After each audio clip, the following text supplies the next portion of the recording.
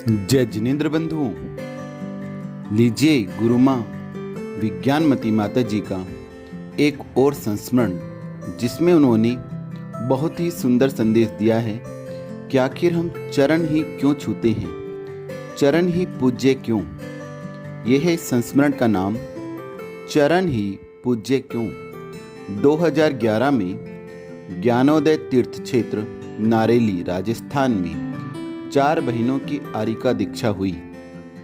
तदुपरांत महावीर जी की यात्रा प्रारंभ हुई।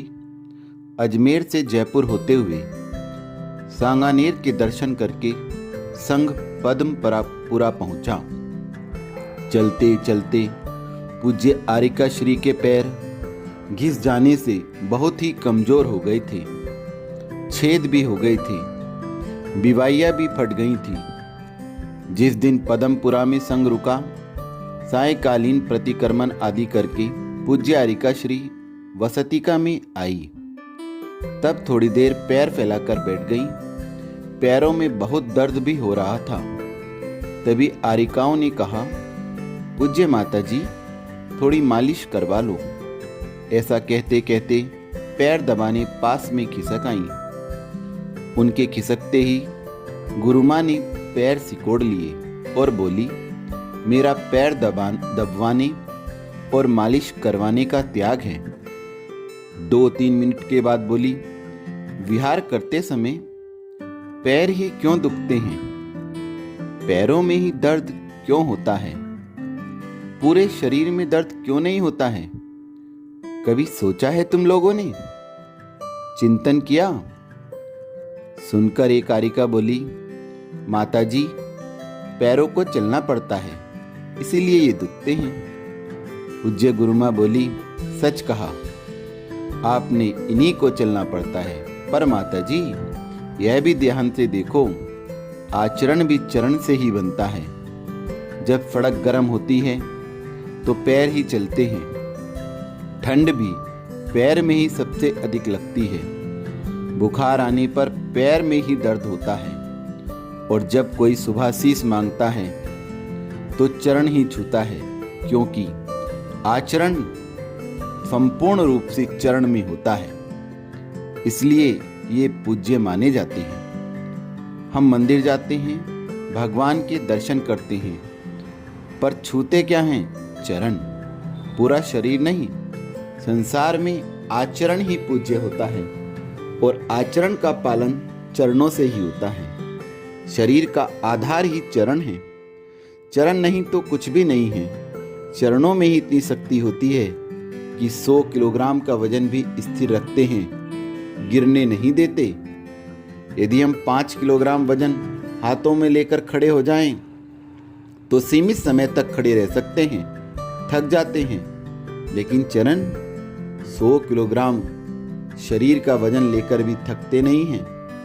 पैर भी दर्द होते हैं, तब भी हमारी पिंडली, घुटना, जंघा दर्द करते हैं, पर चरण कभी दर्द नहीं करते, कभी नहीं थकते हैं। चरण अपनी वेदना कभी किसी के सामने प्रकट भी नहीं करते हैं, शांति से सहन करते हैं।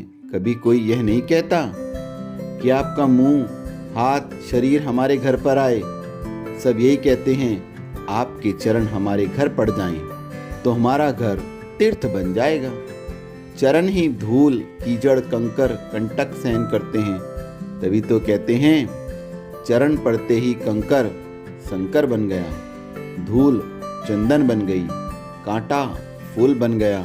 पर ये चरण कुछ नहीं कहते हैं, सभी सहन करते हैं, इसलिए ये पूज्य बने हैं। जो सहता है वही सजता है, जो चलता है वही शिखर पर पहुंचता है।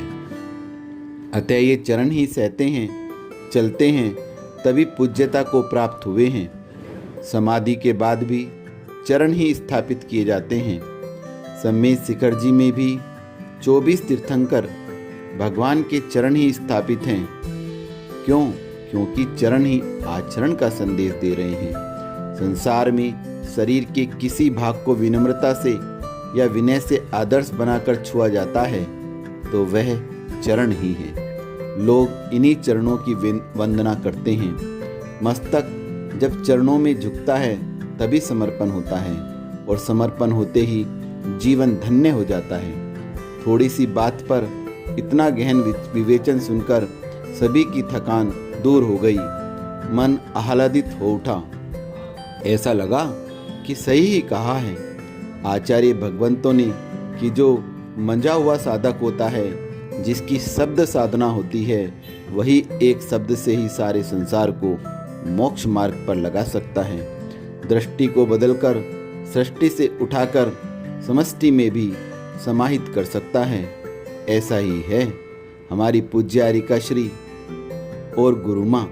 उनके चरणों में उनके जैसा बनने की भावना से ही वंदामी करते हैं। गुरुदेव विद्यासागर महाराज भी कहते हैं, चरण नहीं आचरण छुओ, क्योंकि चरणों से ही आचरण बनता है।